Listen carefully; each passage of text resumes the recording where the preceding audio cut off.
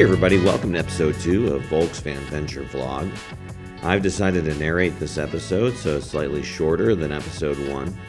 This episode will also be shorter because it will only encompass 1 week. After arriving in Houston, I enjoyed hanging out with my family. Pokemon! We went to a local park, the movies, and even celebrated New Year's Eve. And 9, 8, 7, 6, 5, 4, 3.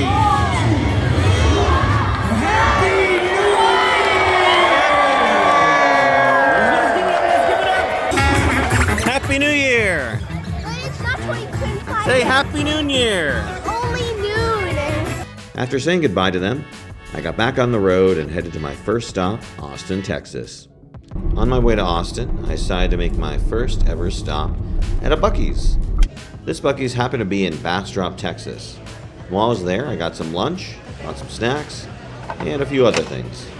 Alright, well, I just went through Buc-ee's. A really amazing, wow, so big, so much stuff. I mean, the viral videos and the other YouTubers, they try to kind of prepare you for just how big and crazy that place is with all the stuff they have to sell. And it doesn't do its justice. It's massive, right? Everything is Buc-ee's branded or is Buc-ee's made. It's all within the Buc-ee's ecosystem, which is interesting because when you see something that isn't Buc-ee's, it's like, whoa, hey, they have this thing here.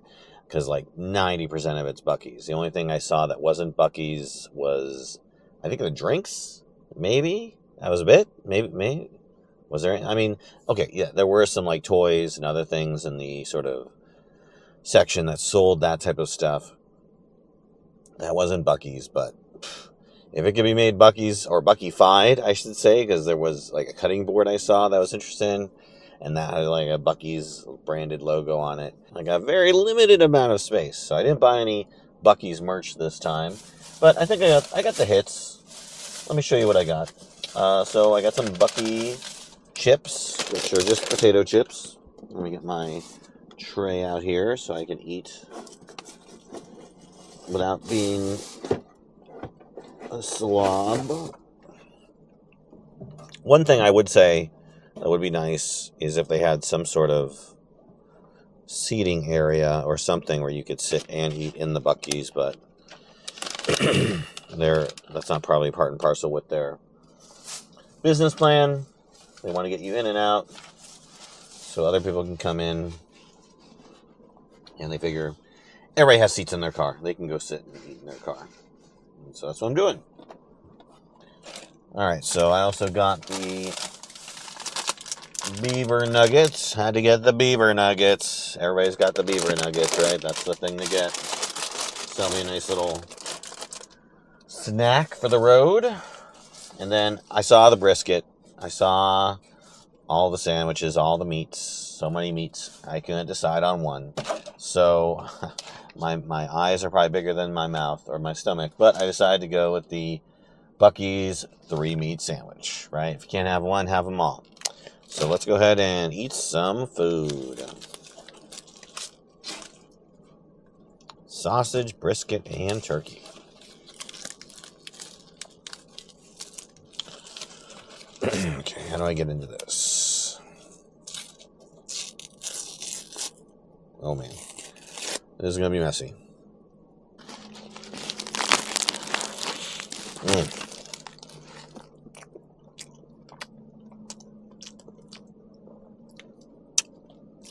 Very good. Tasty and delicious. Oh, I gotta taste the chip here. Ah! Yeah. It's a real solid potato chip. I'm doing a pseudo food review right now.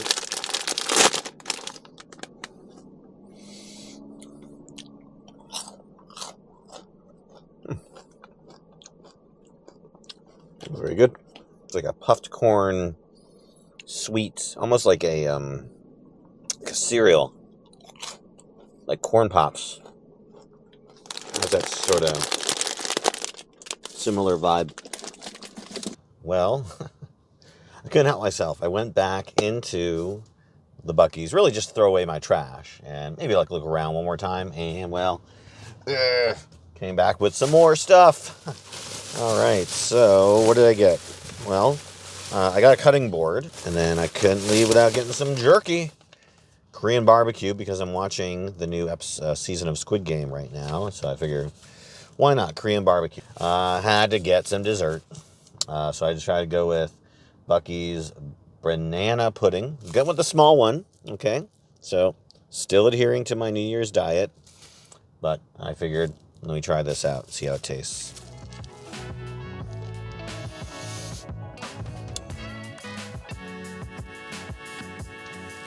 Wonderful. Just like everything. Everything they have is wonderful. In Austin, I flew my drone around a little, saw the Cidercade, enjoyed the Lyndon B. Johnson Presidential Library. Is that anybody who ever worked for Daddy became part of his family. Bad news that anybody who ever worked for Daddy became part of his family.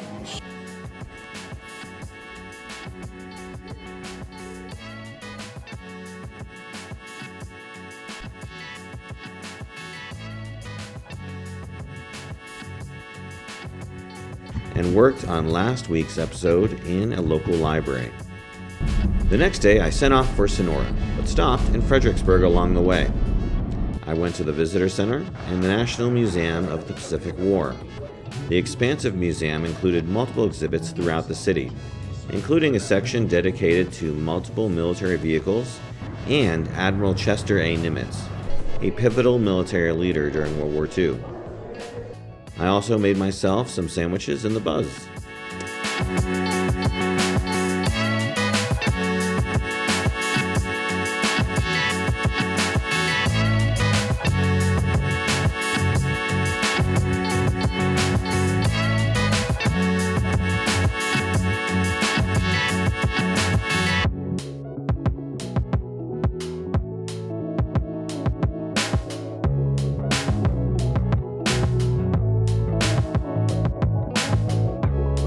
This was the first time trying to make a meal in the Buzz. It went pretty well. I also got to see a not yet finished exhibit about a naval rescue in the Philippines. Alright, welcome to the rescue, the latest exhibit of the museum. It covers the life of a little girl named Balmorhea who lived on the island of Negros in the Philippines during Imperial Japan's occupation during the Pacific War. And right this way, folks. May 1944. Japanese forces in the Philippines continue to hunt down Filipino resistors and Americans living. And they seem hurry up now. Welcome aboard.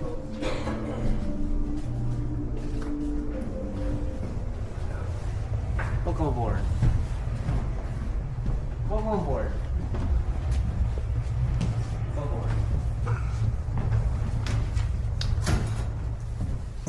Miss Lindholm is reading a book to some kids. And Billy, well, GJ has been doing some very important duties. Overhead, sir.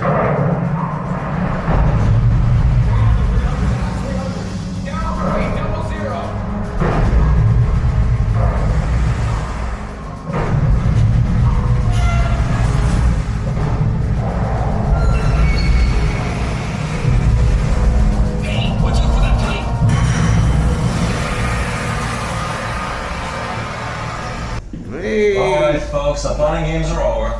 The Corvallis ain't the Queen Mary. No shuffleboard, no steak tartare. I need everyone off this boat right now. Let's go, before I have Mac load you all up in a torpedo tube and fire off to Galveston.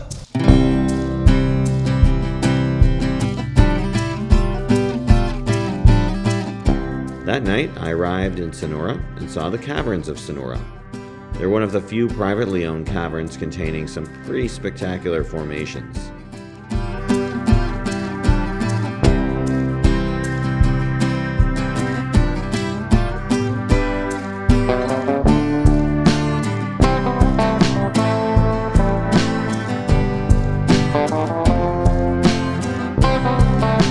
As it was getting late, I decided to camp at the cavern because they had camping facilities.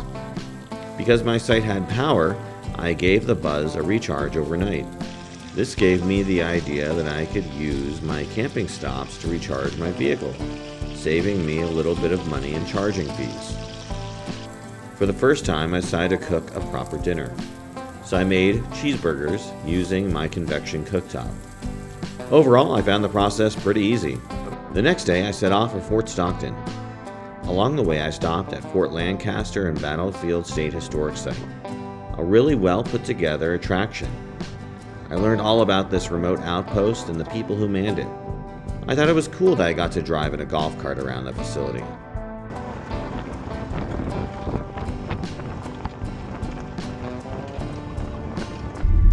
After arriving at Fort Stockton, I went to the Annie Riggs Memorial Museum. I knew nothing of this person before I went to the museum, but learning about her life and her impact on the area was very interesting.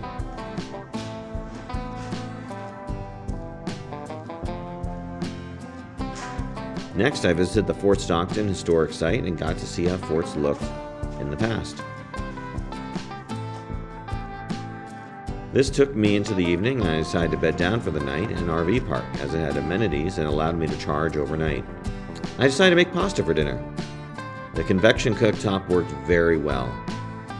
Speaking of amenities, the next morning I used the park's workout room and made myself a quick breakfast with microwaved eggs. I did this because I wasn't really in the mood to use the entire cooktop setup and get everything set up. It's kind of a hassle sometimes. A lovely breakfast. Yummy. May not look great, but it tastes fine. It's quick. No fuss, no muss. No need for a stovetop. My first stop after leaving the RV park wasn't one I necessarily planned, but one I definitely enjoyed. I stopped at the Balmorhea State Park and went for a quick dip in their natural spring pool. I was taken by surprise when I tried to test the water and had a bit of a fall. Oh my God. Whoa. You alright, man? Oh, I didn't know it's Slick mother. Yep. That was, yeah, it's not bad. Yep. I just wish. Oh my God. It is incredibly freaking slick. Oh my God. After swimming in the pool, I returned to the road and took more drone footage. I've been traveling with the drone the entire time and really haven't used it that much, so I decided to get some beautiful views along with my Buzz.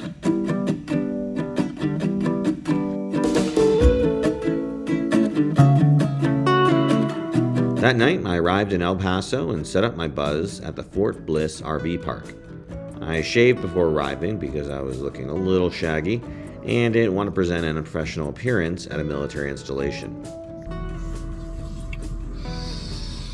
Yep, there I go. Back to one. Clean shaven.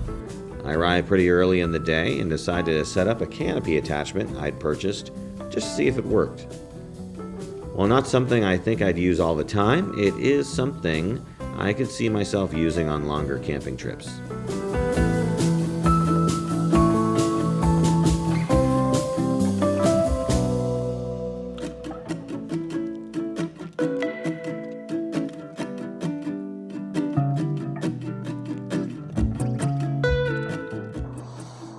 This is my tarp. It's nice. It's quaint. It can definitely only work in certain situations where you can stake down. I couldn't do this in, like, I think a normal RV park, but I mean, I made it work here. Definitely, I think more for the camping, the actual camping, not the RV camping, like the boondocking. In the next episode, I'll talk all about my time in El Paso and Las Cruces. If you enjoyed this video, please consider giving it a like. Please also consider subscribing. Please leave a comment down below. If you'd like to purchase anything I used in my travels, affiliate links are down below, and I'll get a little kickback from Amazon if you choose to buy anything listed there.